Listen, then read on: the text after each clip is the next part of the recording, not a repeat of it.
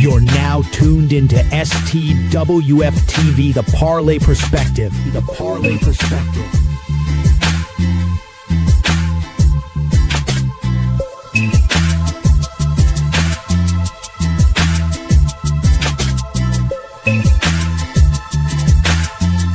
Five, 4, 3, 2, 1. What's up, everybody? It's your boy, Coach Lee. Happy Monday to you. Hope you had a great 3, 4, 5-day weekend, however you partake. But welcome to the Parlay Perspective. We got the crew hanging in here tonight. We got Chili Will in the building. What's good? And we got the jiggity Jake. He's in video game mode, but he's in the house. Hey, it's that day. It's that NCAA day. We all in video game mode, man. How's y'all's weekend, brothers? It's cool, relaxing. Well, cool is the absolute opposite word of what it was. It was melting hot here. It probably was nothing for you, being Texas man.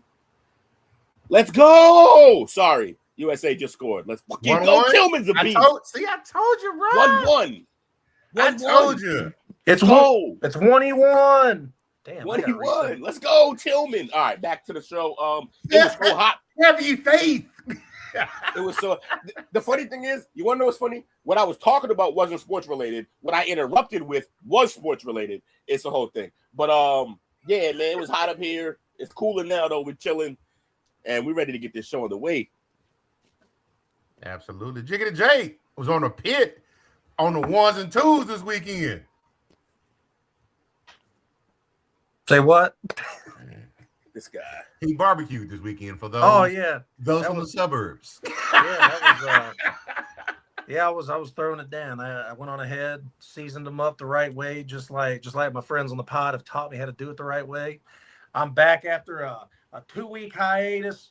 It was a great weekend of fun. I was at my grandma's on the weekend, all by myself. It was just me, my uncle, my grandma, and my own little family, and we had a good old time. Gotcha.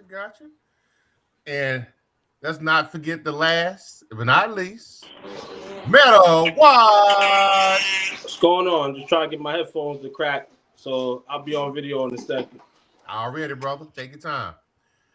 But yeah, man. The weather was fairly decent. Will I was able to partake in something somewhat of a beach this weekend. Sit out, watch the Gulf of Mexico. Chill with my family and stuff. Okay. It's all good. Look at you in Texas having beaches. Something like that. And not as nice as y'all's. But man, so let's go ahead and get into the elephant in the room. You know, when we first came on the show, Will was already, man, I'm pissed off. We down 1-0. Yeah, we're down 2-1 now. They just scored again. We're down 2-1. Are you serious? Down 2-1. Ain't that a bitch? At this rate, I can't do the show. I'm out of here. I'll be real with y'all, man. This is the World Cup finale for your boy tonight. If USA just lose, I'm being like Will right now, but in a different way. Will probably still watch a game or two. Me, I'm done if the USA loses tonight.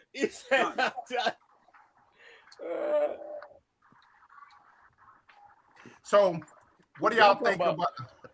So, what do y'all think about my man getting a red card initially, having to sit out, and then your boy said, "I called him up, told him they didn't let him play." Bro, he needs to shut the fuck up, bro. That's crazy. Only him taking like credit for that is like Mondani taking credit for the Knicks winning right now. Like it's just a bunch of bullshit. Like, first of all, they shouldn't have gave us the red card.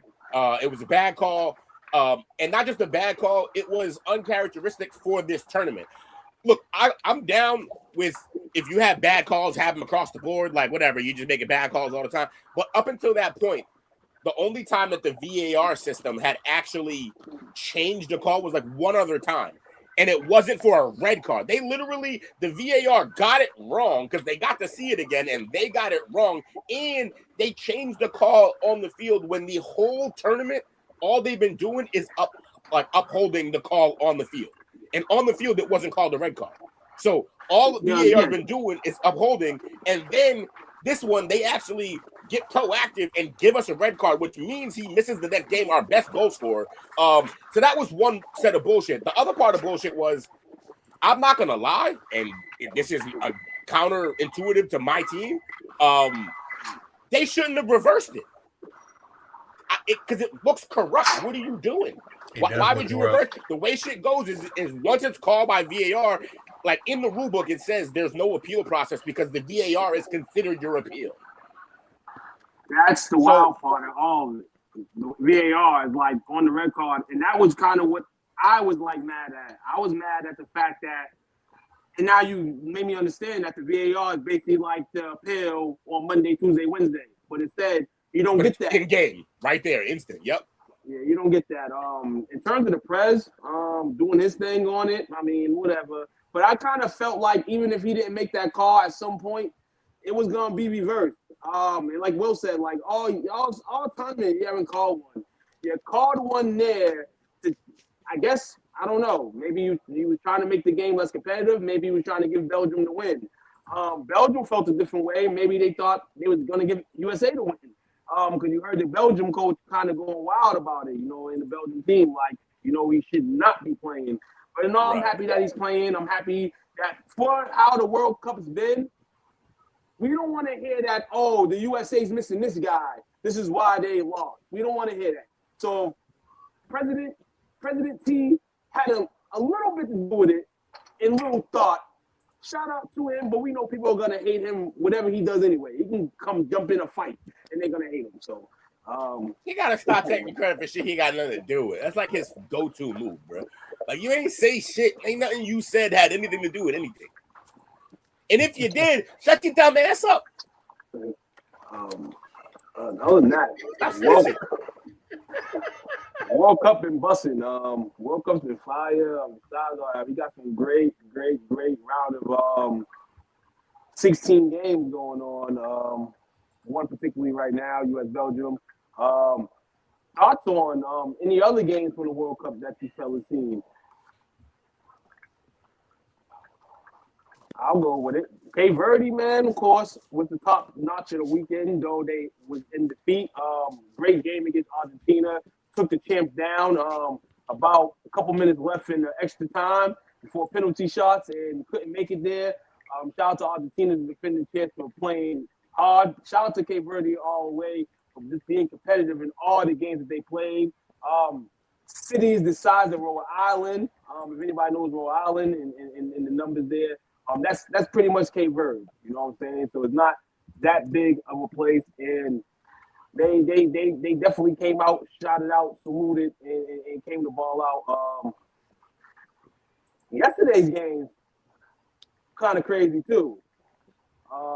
In the game earlier, man, Portugal, Cristiano Ronaldo, last game on the Portuguese national team announced his retirement, as well as Neymar. After a loss yesterday against England. That England-Brazil game was wild, too. He announces his retirement from national football. Of course, you get to see the lovely ladies during the World Cup, the lovely people during the World Cup. They say Cape Verde has some of the finest women in the world. That's the rumor. And you can't find a lot of them. But you can find a lot of them in Massachusetts. Really? Yes. Oh, yeah, big Cape Verde. Big Cape Verde. One of my close homies growing up, Cape Verde. Yep, definitely. It's crazy because if you look up the Jim Jones, in them podcasts, they speak on like Cape Verdeans, and they're like, yeah, we don't even know where they at. You know what I'm saying? And somebody has let them know it's Massachusetts. That's where you find them. You know what I'm saying? So come through to the Bean, come through to Brockton, come through to Rhode Island. Heavy in Brockton. Heavy. So tonight we got Portugal and Spain as well. That was earlier Portugal, today. Spain won that game. Portugal is eliminated. Cristiano Ronaldo, that is his hopefully for the love of God, his last appearance in the World Cup. I think he's 41. He'd be 45 next time. So yeah, he's probably done unless he really decides to come and play a bench role at 45. Not impossible, but just not likely. And he probably should go off to the sunset. He already held this team back. He's a great player still. Oh, well, no, he's not. But he's a great player. But, there's guys on that team who are young and ready to go, and they can't get on the field because this motherfucker motherfucker wants to Yeah, get he said he's 1,000% sure he's done. and he can't even beat Messi. He's not even on Mbappe or anyone else's level. The greatest of all time, but overall career, not even the greatest of his era. What do you think about the exit of Brazil out of the World Cup? God bless So America. that was Brazil's deal coming in, is that Brazil is always considered like one of the top teams. I think they might have either the most or one of like the highest amount of World Cup wins.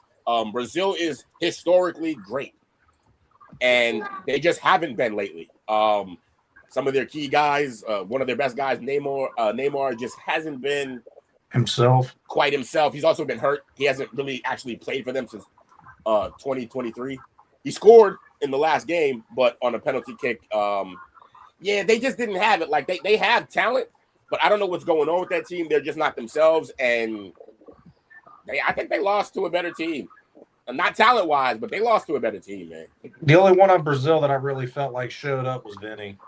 Yeah, Vinny's showing up the whole. Vinny's always showing up. He's a beast. Yeah. But even Vinny, I've had guys who love soccer tell me that if Vinny had Neymar's mindset, he'd be fucking unstoppable. But he doesn't go in, I guess, with enough like killer instinct or confidence like that, even though he is confident in his game.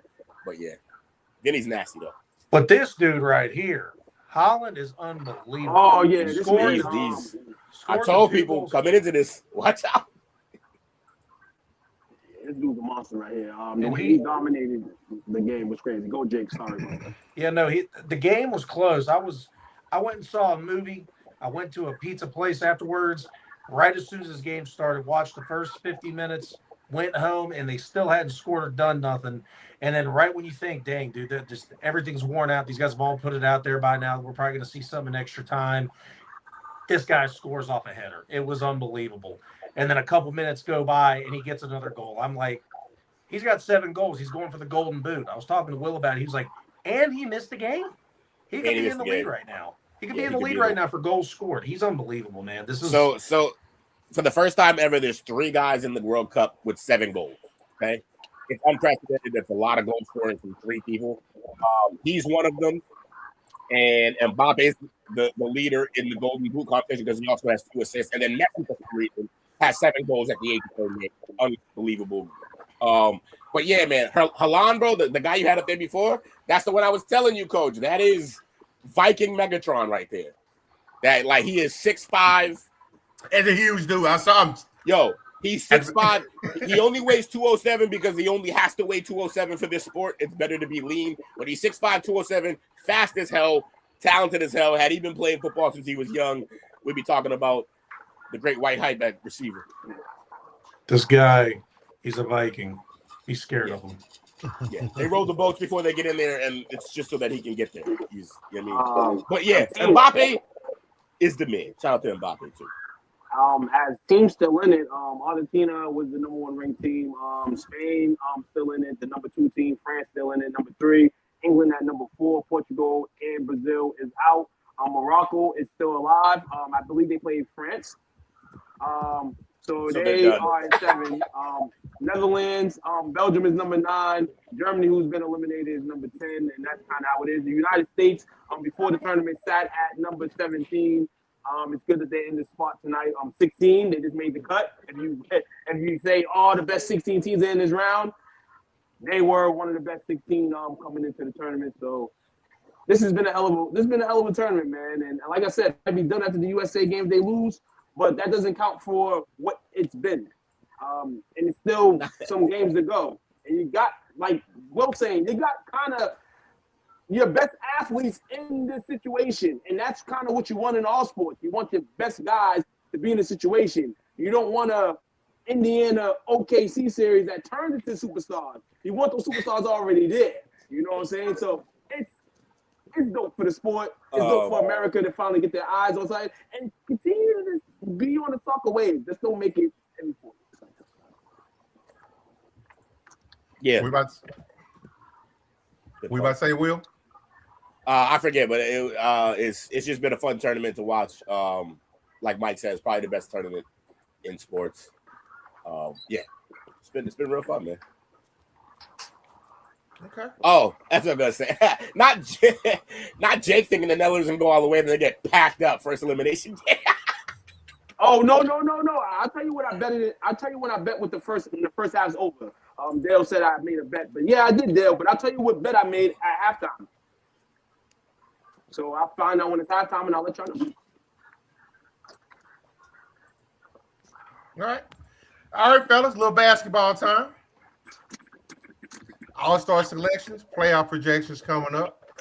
Anybody been keeping up with that? Absolutely keeping up with that. The All-Star selection seemed like there was a lot of favoritism in a sense, but not really. I mean, the WNBA ballot is probably just as worse as the NBA ballot. But if you compare to both leagues, of course, the NBA is probably superior to the WNBA. Yes, heard a few people shouting in regards to it. Shout out to Caitlin Clark becoming an All-Star, along with Kelsey Mitchell. You hear girls like Angel Reese saying, why is there not an Atlanta Dream player on the starting roster of the All-Star game? I believe Jessica Shepard from the Wings got a starting All-Star spot, along with Paige Beckers. Shout out to our mighty Wings. Covered in play All-Star spots. That is an achievement. That is dope if you become an All-Star. So it's all coming around stream, man. And the WNBA is continuing to, try to boost their ratings. Though, there's been a little center block that's been holding it back the last few weeks.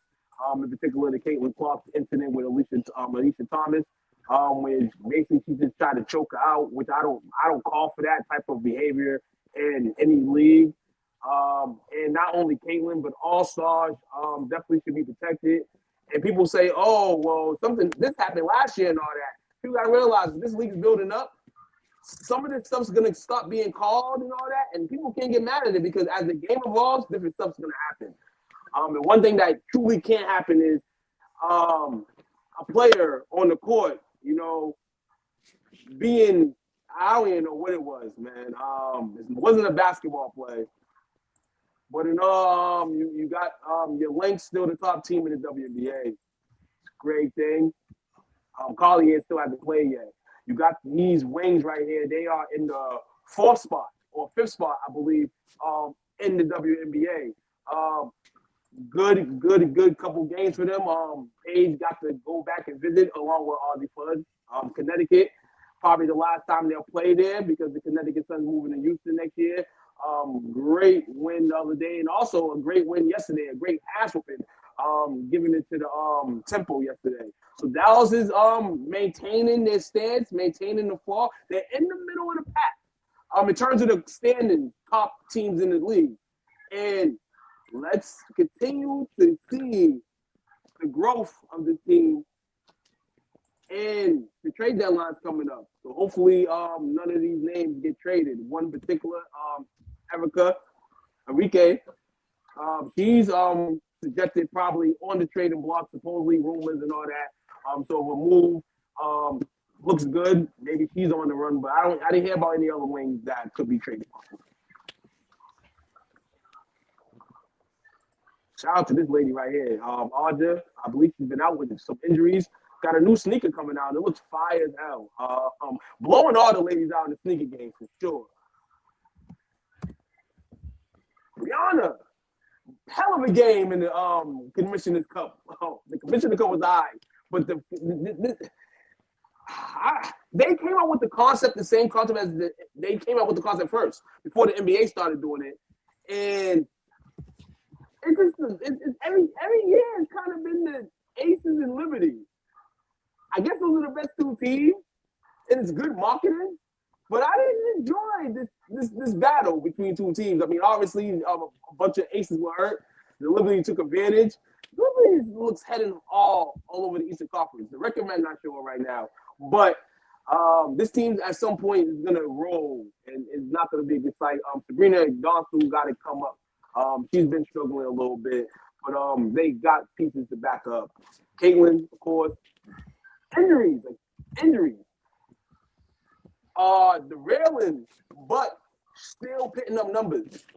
Still picking up the stats and picking the numbers, dealing with some things in Indiana. Indiana all around has some great players. They have great talent.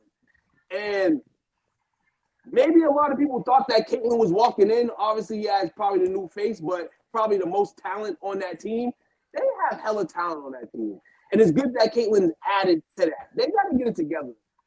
Maybe the coach is on the time clock. She should be. But in the end, it's kind of a ran organization where they always have the final say. I don't know, man. It has to be a change. And I'm not saying because of Caitlin. It's because they kind of old school, man. And they're not adapting to the new game. MVP. She'll be back soon, as I mentioned. The links are rolling still. Olivia Miles, MVP candidate, Rookie of the Year, locked. I'm going to say it right now. I don't really care how many games they are left. Lock. It's a lock. And if she comes back and they continue to roll, watch out, Western Conference. He might be back on some stuff, man. But the Lynx are definitely missing her, but they're holding it down, definitely. And that young girl with the fro, never get your hair braided. Keep the fro.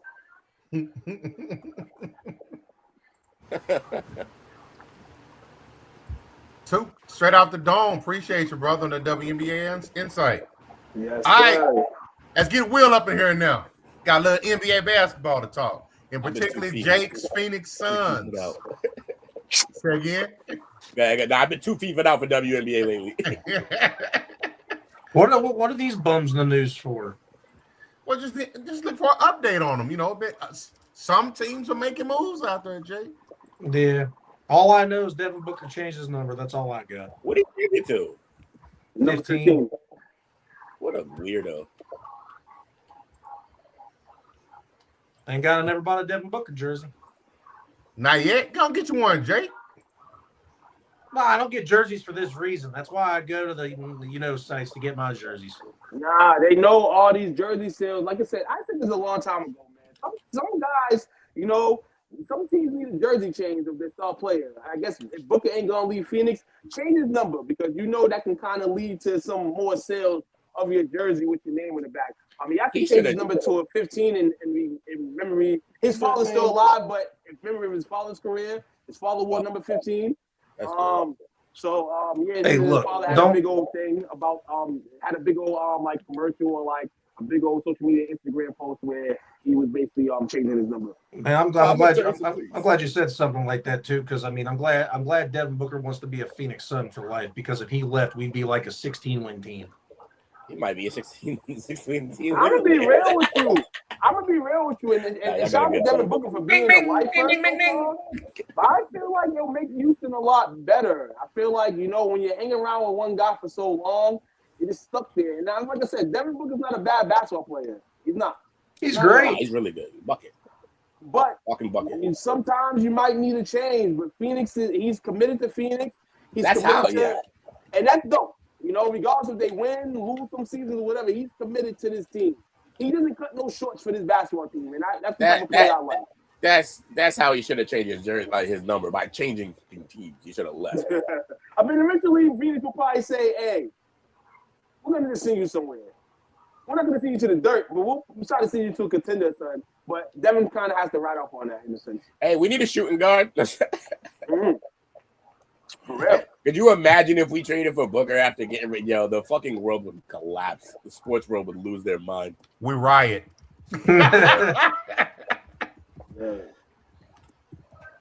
Jake, predictions. Are y'all gonna make any moves? It's gonna rain. Oh no, I think we made all the moves we was gonna make, which wasn't much, but I really ain't got. No, there's no moves to really make. I think they're going to ride with the roster that they got. They went for a cheaper contract with Luke Kennard. He's basically the same thing as Grayson Allen, just less dirty. I think less defense too. Getting Miles Bridges was interesting because I feel like we need some defense on the team, and he is a below-average defender. But he can score, and I mean, if you're not going to be able to play any kind of defense, at least get some buckets for us while you're on the court. But other than that, as long as the team stays healthy, because they proved last year, even when not healthy, they're still an above 500 team, which shocked the hell out of me. I didn't think we were even going to be a chance for the playoffs. But no, I think we made better moves. I like where we're going coaching wise as an organization. I think we finally found a coach we can rock with. And ceiling, fifth seed, floor, worst team in the league. Nah, you still got the Pelicans out there. Speaking of Phoenix, they kind of been airline to possibly going to get a veteran point guard. Hearing reports of possibly Drew Holiday services probably being welcomed. I don't know if that's going to be through Portland giving him up or a trade. There's been rumors in Phoenix that though he's a good player and he had an up and down season last year, but some bright spots. Jalen Green may be somebody on the block, and it's because of the money. And kind of win now moves for them. Watch out for that. When they didn't end up making a move for John Morant, I said we're not going to make any other kind of move because I feel like that was on their marquee to try to get. And since they didn't get him, they're probably just going to ride with what they got. And I could be completely open to a Drew Holiday move. I think he's a great point guard, even with age on him. He's 1,000. So is Mike Conley, and that's going to be one of your starting guards next year at some point. No, he's definitely not starting. I don't know what. Someone's going to get injured, and he'll be your starting point guard. You watch. That doesn't make him a starter. That means he'll be starting in a spot for someone hurt. A starter. That means you're starting. That means you're a starter. No, doesn't mean you a starter. It means you started the game. Anyways, he's not. And also, you don't want Drew. Drew's a waste, although they could move him, and I guess it could help your team because he does play defense and he can be a point guard, which is kind of all you need from that spot. But his shooting will definitely get in the way because he is not a great shooter anymore. Listen, Jake, your team is always on the cusp for a move because I don't know that Jalen Green is long term there. Like, I don't think that's going to be something. I don't think he is either. So that means that means you're always up for another move. We'll see how that plays out.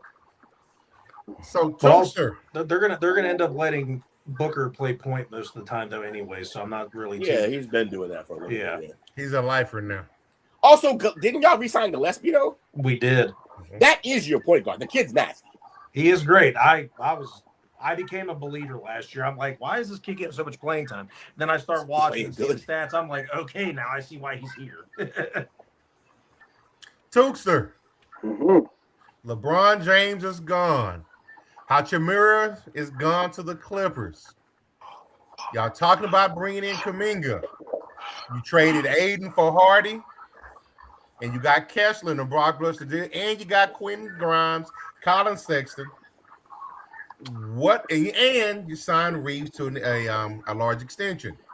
What are your Lakers going to be looking like next year? Really, really white chocolate.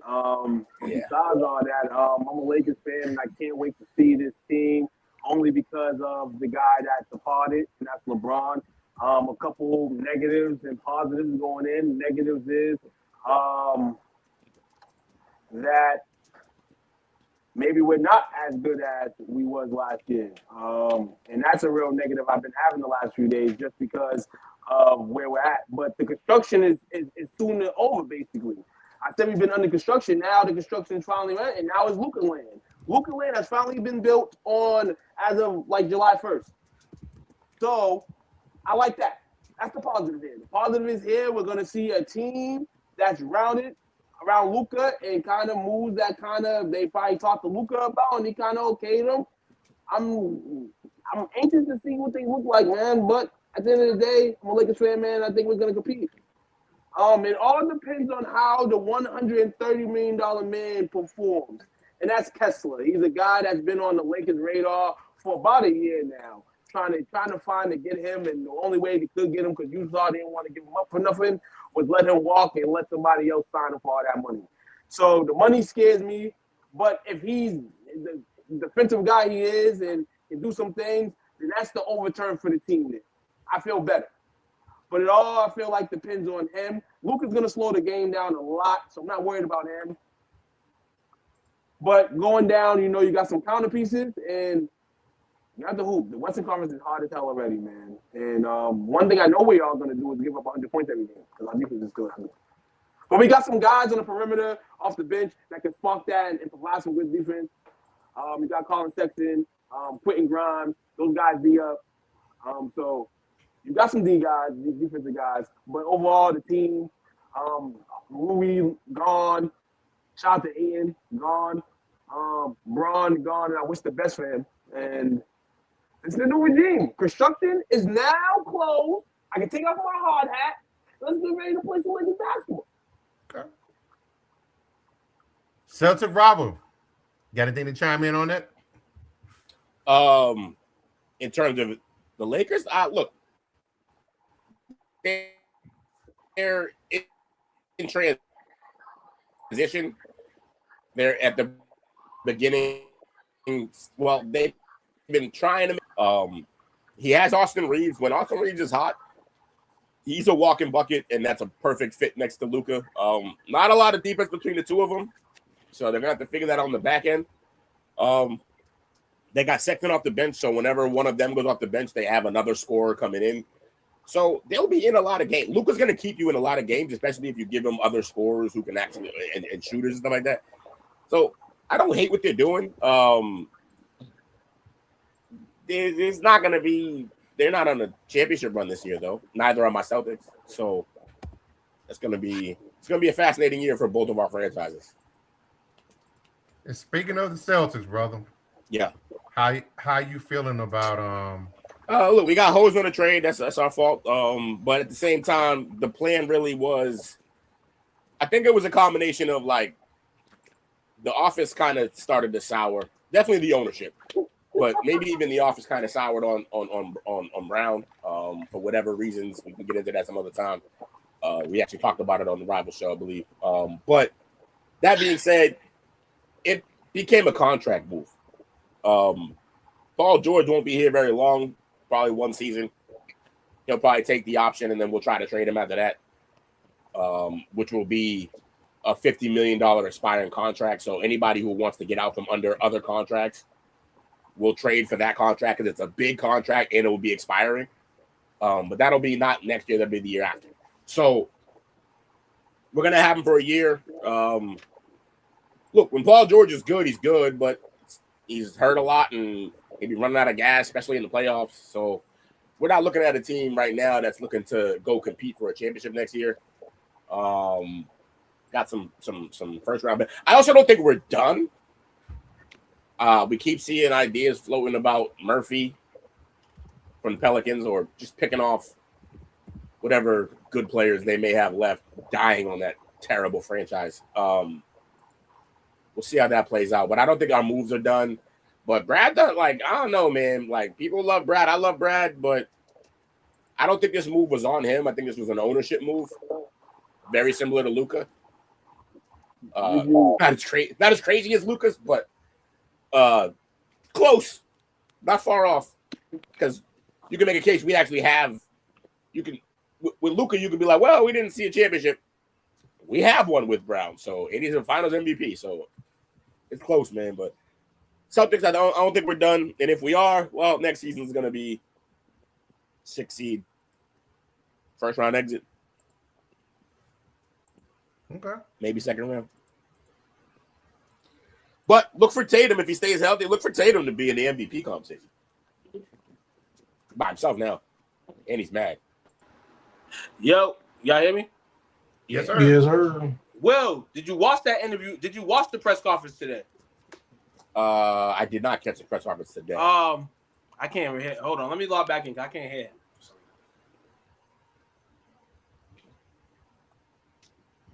So, free up money with Paul George after next year. So y'all kind of like in a transition time, not necessarily a rebuild. It's a transition. It's kind of a rebuild around just Tatum now, but like the most of the rebuild like is there. Like Pritchard's probably gonna stay. Derek White will probably move eventually, but maybe not right now. And it's closer to a rebuild, man. It's close.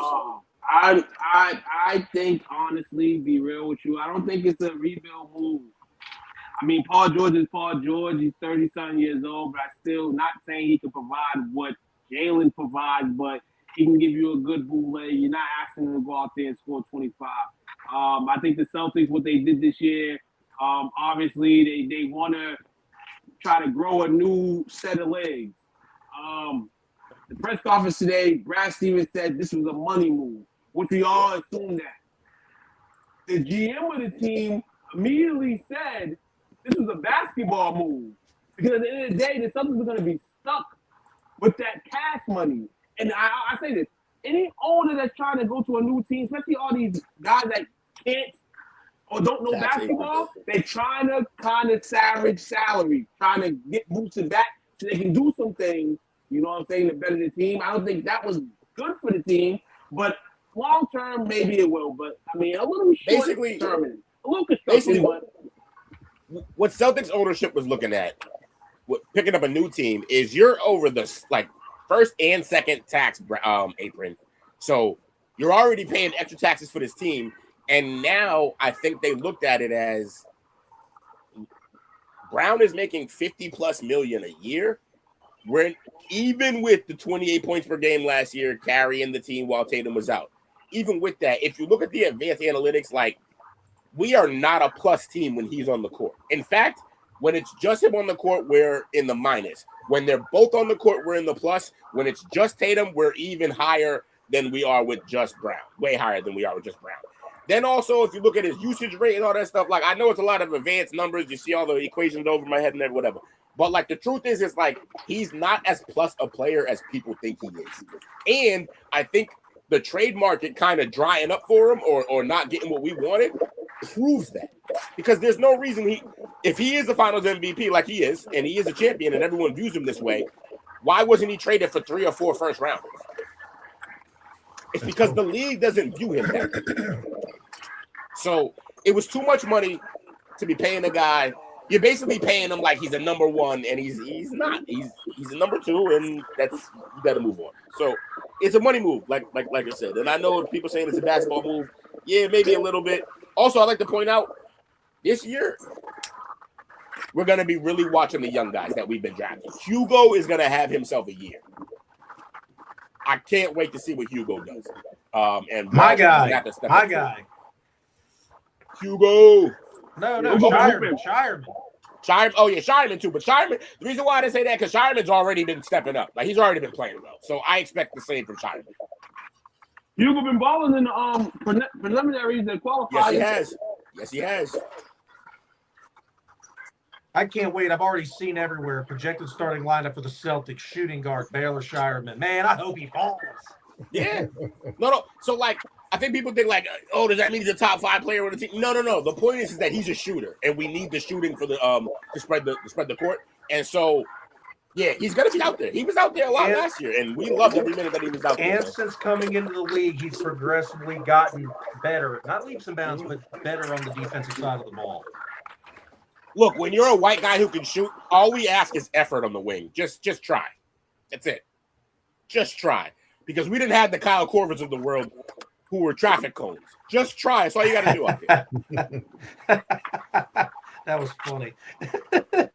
So, Toon, I saw you got a little bit excited backstage. So you like this move by my Mavs?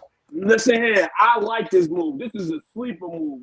Possibly the backup center for the Grizzlies. They got rid of JJJ, and you get their second, basically their projected starter. I love this move for Dallas. It helps out Cooper Flag. You know, he's going to be banging, but this guy's going to be banging along with him down in the front post. I like this move. Who they get? Salomon Alamander from Memphis. Yeah. He called him Salomon Alamander. I love that. Nah, fucking yeah. Adama's nice, man. He's nice. I like that pick for them. Hell yeah. Too right. They got him in exchange for AJ Johnson, a 2030 first round pick in 2 seconds. So AJ Johnson, I thought was going to stick around a while, especially after Jaden Hardy was gone. But I guess they're just all right, we're just going to wash it with those young guards. They're not turning into point guards quick enough. And so, yeah, I don't mind that move at all. That's a good pickup for them. All these moves that the Mavericks make year in and year out, and Dwight Powell's still on the roster.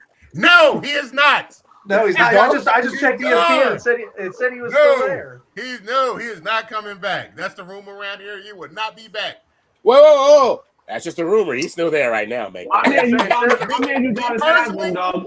Me personally, I think if he's back, he's gonna have a clipboard in his hand. Oh no. It says Oh. free agent on the wiki.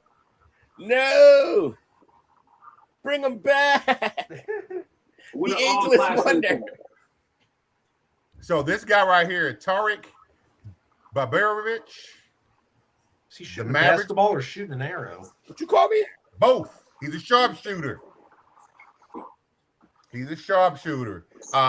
Oh, Bojan Bogdanovic? Now this guy's a boy on cube. Tarek. Oh, Tara. Okay, yeah. I thought you got Bojan. I know he moved as well. Now, not great defensively, but he's a sharpshooter, which we have not had here in quite some time on the outside. Now, I think Will has said something about the guards. We do have one guy coming in now. There's a bitch in your name. You're probably not a. Huh? Hey, I think, look, any shooting you add to that team is helpful. We got Marcus Sasser. He's coming back home. The nephew of Jason Sasser, the son of Gerald Sasser, I believe.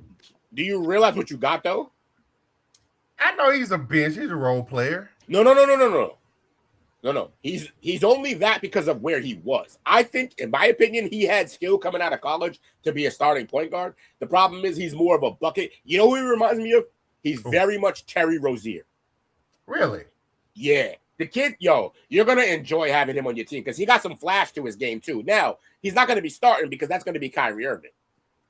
But that's also a great guy. Well, hopefully off the field. I mean, off the court, not as much. But that's a great guy for Sasser to be behind Kyrie because he's going to teach him a lot of things. Like, Kyrie has a lot of craft to his game because he's not explosive.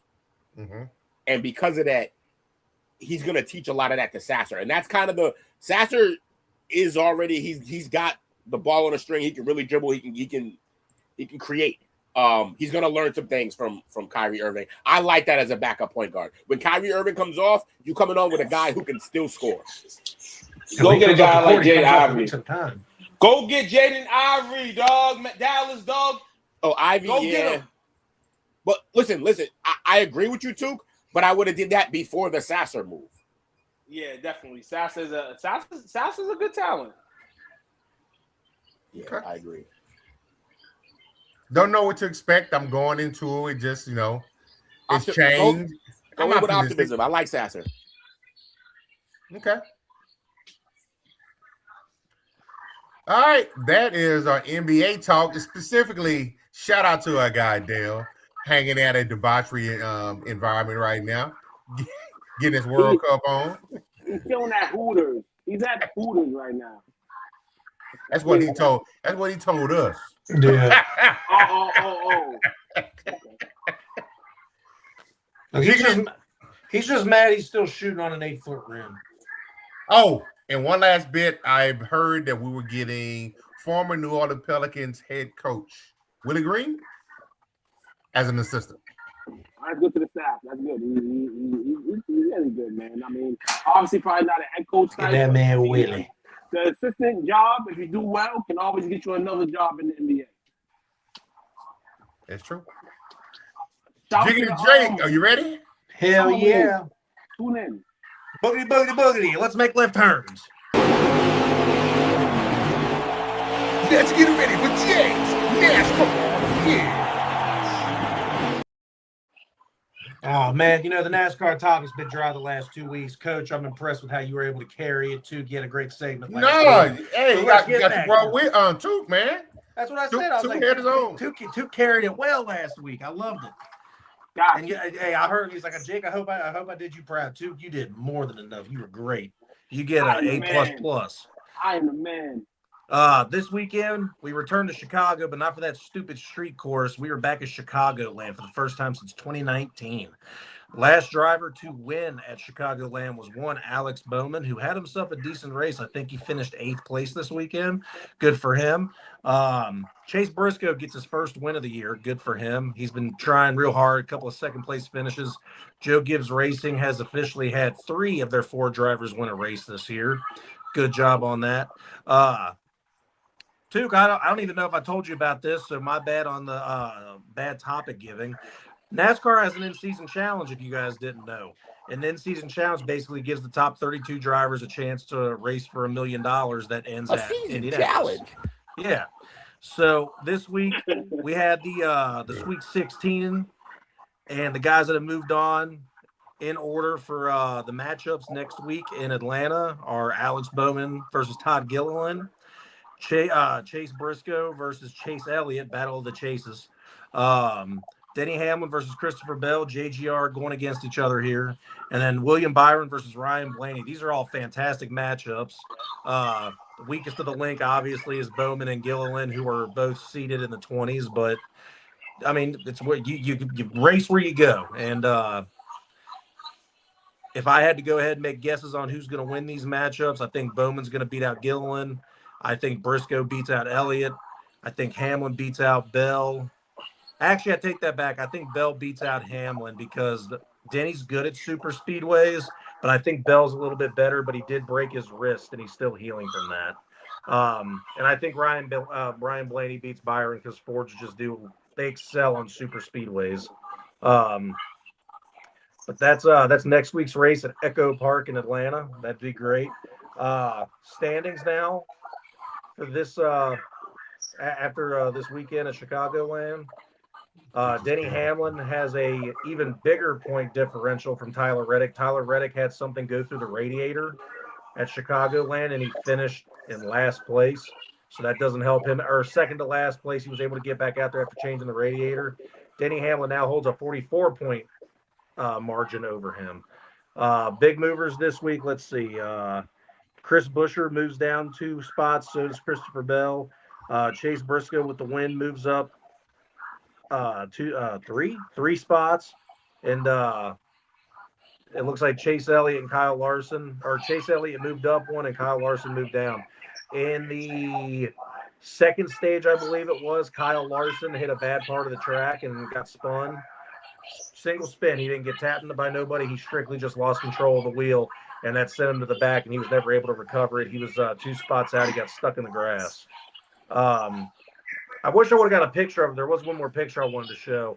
For the race this weekend, Bubba Wallace had a Space Jam themed car, and the car looked sweet.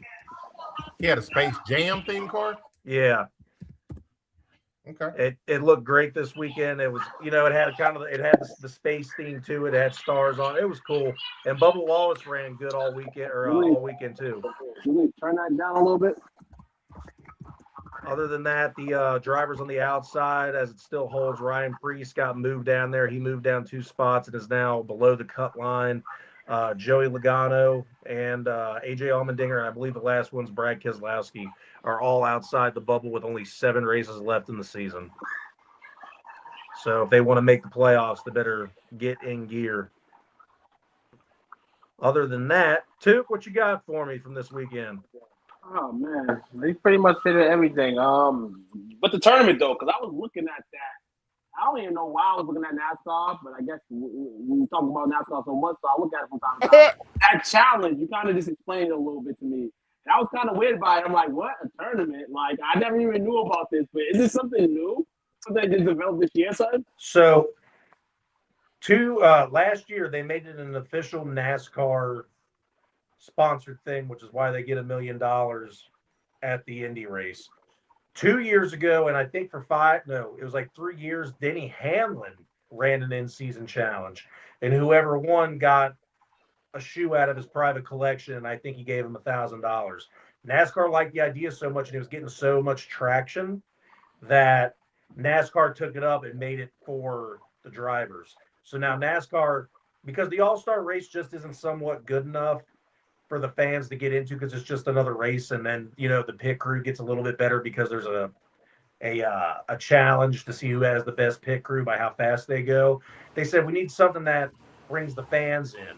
Fans make brackets of this stuff, and there are no perfect brackets left because Tyler Reddick got knocked out in the first round by Alex Bowman. It was that quick because the in-season challenge starts off at a road course. And road courses are so unpredictable for these guys that normally just go left. Road courses, you got to go left and right. So your first round, it's very hard to get a perfect bracket because they're at a road course. But yeah, no, it's let's see, 1, 2, 3, 4, 5 races to get to Indy, and it comes down to 2 drivers, and whoever wins the in-season challenge gets $1 million. That's a good cake right there. Give me some meal. Yeah, really, right? Last year it came down to the 2 ties. It was Ty Gibbs versus Ty Dillon, and Ty Gibbs won because Ty Dillon's just not that good. He got there strictly off of good luck for him and bad luck for his opponents. But Tuke, if you ain't got nothing else, that's been your dash in NASCAR. We'll see you at Atlanta next week. Appreciate you, brother. Yes, sir. All right, let's get ready for the home stretch of today's show. We got a couple of things in NFL news. Russell Douglas has signed with the Washington Commanders. I know we on the OT Star talked about him last week as far as being available for the Detroit Lions, but to Washington he goes. And then they have revealed the NFL Top 100 reveal. We won't go into details on it on this show, obviously, tonight, but early reveals show that Travis Kelce and A.J. Brown had dropped more than 40 spots compared to last year. Understandable for Travis Kelce. Understandable for Travis, for sure. A.J. Brown, though, to my Eagle fans out there, I told y'all CD was better. And this is the thing, though. Yeah, that, in terms of that too, and then you look at that way he's going. New England is kind of like receiver friendly in a sense. I mean, they've been absolutely. He's gonna eat up there. He's gonna eat. So he's gonna eat, but you gotta remember too. You know, what I'm saying they're gonna play the system for sure. But AJ's gonna see what he needs to see, and hopefully he can respect that. You know, what I'm saying the development of Drake May, and hoping that you can grow to some of those other guys too with a true number one, I guess, here. We've seen glimpses of it last year with Stephen Diggs, but we know, Stephen Diggs sometimes can, but now this is an upgrade, people say. So, upgrade's gonna ball, but those other guys too, man, I'm looking for the growth for the other receivers on the Patriots as well. Because usually when you get a guy like this, somebody definitely tips the scale. Oh, man. It's 3-1 right now. It's 3-1 Belgium. Listen here. Turn off the lights. It's over. Trump tried to help us, and we still couldn't do it. Damn. All right. So, going to close out with a fairy. We're going to do a blind ranking list on the top 10 NFL running backs going into 2026. Any guess? I got 3 names on the notable snub part. Who do you think they might be before we get into actual ranking? Chase Brown. Nope. Damn. You got a snub. He wasn't up there to begin with. I thought he was all right. He's solid. We're going to say my guy from Dallas is a snub. Yeah, I can see that. Devontae Williams. He is a snub. I'm going to say, go ahead, Will. You go next. Snub. Dowdle? So out of the top 10, Dowdle's another one. He's not in the top 10. I don't know. Let's get into this list. All right, I give the notable ones real fast. Kyron Williams of the Rams. Okay. Josh Jacobs of the Packers. He had a down year, kind of. And I think he got other stuff to worry about right now. Yeah, a little bit. And Quinshon Judkins of the Browns. He just didn't have enough time. That's all it really was. He gonna eat this year though. Oh yeah. They don't have shit else. Yeah. Okay, hold on. Let me pull out my handy dandy notepad for this blind ranking here. So we're gonna do it in threes at the beginning. We're gonna do 3, 3, and then 4. Deal. All right. So from numbers 10, 9, and 8, what do you have? Kenneth Walker III. I got him. Give me 2. Okay. So wait, I'm supposed to guess 8, 9, or 10 here, right? Yeah. Okay, Yeah. I got Kenneth Walker at 9. Okay. Yeah, I also have Walker at 9. And 2 had him at 9, wouldn't being at 2. Right. Okay. Devin A. Chain. 7 A chain 1 right here. I'll put A-Chain at 8. Okay. Will. Yeah, if we're doing 8, 9, and 10, then yeah, he's 8. Okay. And Brees Hall. 10. Oh, 10. Yeah, no, we did this right. No, I think we did this right. I think we did too. You all are correct. Devin A. Chain is 8. Kenneth Walker III is 9. Brees Hall is 10. All right, next 3. Derrick Henry.